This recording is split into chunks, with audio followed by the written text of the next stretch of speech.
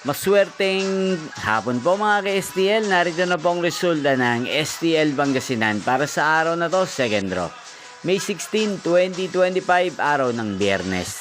Naway ang mga natayan niyo po mga numero kanina ay manalo nawa ngayong hapong ito, 5 PM. Kaya't kunin niyo na po ang inyong mga tickets. Narito na po ang resulta.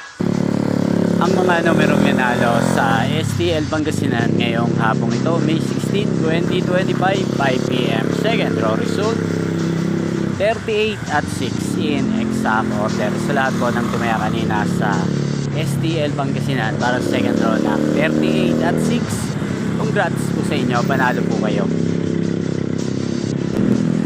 At ngayong hapong ito sa STL Pangasinan, natin pong i-shoutout si Ate Cherry Umagap na nanonood din po sa channel ito. Shoutout po sa inyo, Ate Cherry. Sana po iswertein din ang mga numero pinatayan nyo sa STL Pangasinan. At sa lahat po ng mga taga-Pangasinan dyan, especially sa aking mga subscribers, shoutout po sa inyo.